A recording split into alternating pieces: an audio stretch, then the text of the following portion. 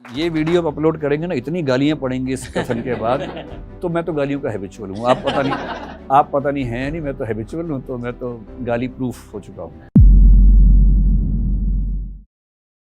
मेरा उत्तर सुन के आपको बहुत निराशा होने वाली है, क्योंकि मेरा ये मानना है कि अगर दो लोगों में रिश्ता बहुत अच्छा नहीं है तो डिवोर्स हो ही जाना चाहिए, और डिवोर्स की कोई उम्र थोड़ा ना होती है। एक उदाहरण देता हूँ ओशो की जिंदगी से। ओशो के एक टीचर थे स्कूल के। जब ओशो बहुत सफल हो गए, 50-60 साल के हो गए, बहुत दुनिया भर में नाम हो गया, एक बार अपने घर गए तो टीचर के घर भी गए।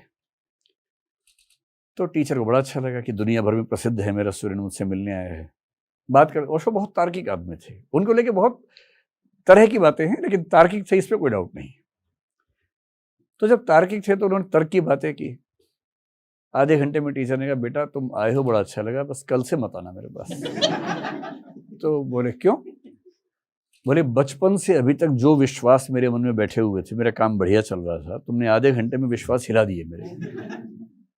मुझे घबराहट हो रही है।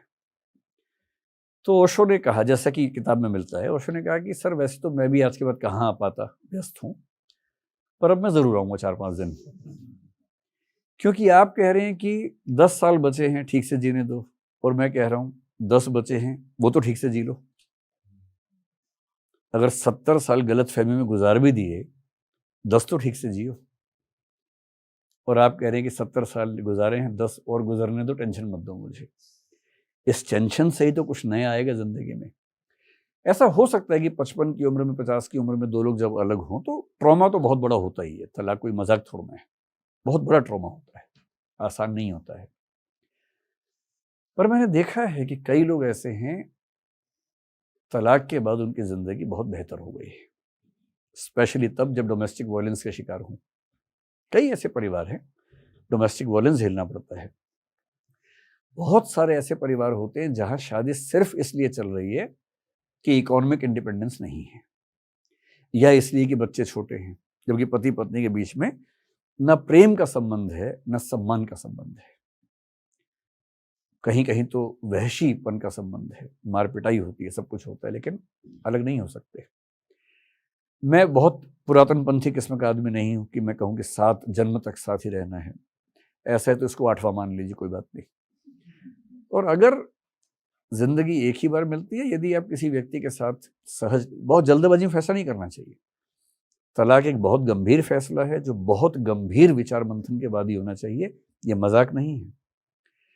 और जब आप किसी से अलग होकर किसी और के पास जाएंगे तो चांसेस इक्वल हैं कि इस बार भी फेल होंगे आप।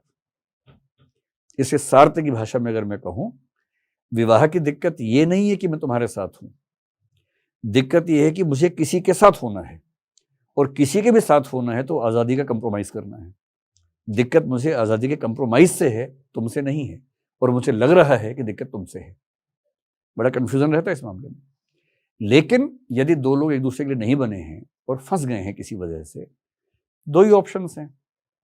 50 के हो गए, 20-25 बचे हैं, गुजार दो। दूसरा 50 के हो गए, 25 तो बचे हैं, वो ठीक से जी लो। और ठीक से जीने का एक तरीका है अलग होकर जीना, स्वतंत्र होकर जीना। और मैं अपने परिवार में ऐसे कम से कम 3 मामले जानता हूं, जब परिवार में किसी बच्ची के साथ कुछ गलत हुआ, उसने तलाक का फैसला किया, अलग हुई, और उनकी जिंदगी उस जिंदगी से बहुत बेहतर आज के समय में है।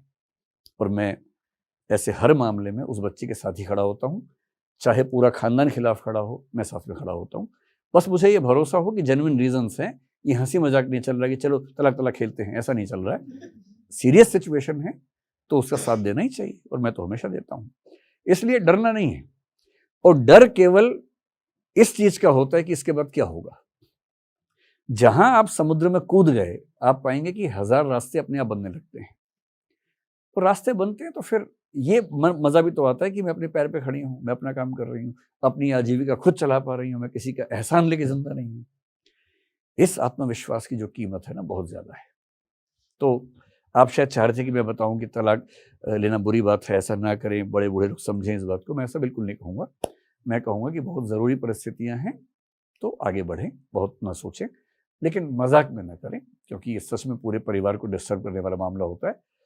लेकिन अगर स्थितियां बहुत खराब हैं तो हर व्यक्ति की जिम्मेदारी अपने प्रति भी तो है। मैं अपनी पूरी जिंदगी दांव पर लगा दूं सिर्फ इसलिए कि लोग अच्छा सोचे मेरे बारे में, इससे बढ़िया कि लोग 4 गालियां दे लें और मैं अपनी जिंदगी ठीक करने की कोशिश कर लूं। तो मैं तो इस पक्ष में। ज्यादा क्वेश्चंस नहीं है मेरे, बट एक चीज है, जैसे कि कोई यूपीएससी की तैयारी करता है या कोई भी चीज की तैयारी करता है तो एक पैटर्न फॉलो करने के लिए बोला जाता है जिसका कोर्स होता है। तो क्या वो जरूरी है? Because I feel sometimes I feel कि वो रेस्ट्रिक्ट भी तो कर देता है चीजों को। मतलब आप समझ सकते हो कि यूपीएससी पढ़ने के लिए ABCDEF ही चाहिए क्या? और वो सच में चाहिए। लेकिन चाहिए भाई, चाहिए। बिना डिसिप्लिन के आप एक लंबी रेस नहीं जीत सकते हैं, और डिसिप्लिन जब भी होगा आपकी फ्रीडम को कम करेगा, और डिसिप्लिन तो चाहिए ना उसके लिए, एक लंबी रेस को जीतने के लिए, उसके बिना कैसे होगा। सर आपकी लाइफ का ना सबसे प्राउड मोमेंट कौन सा है जिसमें आप सबसे ज़्यादा प्राउड फील करते हो, और उसकी वजह क्या है? असल में जैसे ही गर्व होने लगता है मुझे याद आता है इसमें मेरी कोई भूमिका नहीं है। तो फिर मुझे सच में अभी याद नहीं आ रहा। आप चाहे तो इसी को मान लीजिए, जोश टॉक्स ने मुझे बुलाया तो इसी को मान लीजिए कि प्राउड मोमेंट है। इसी को मान लीजिए।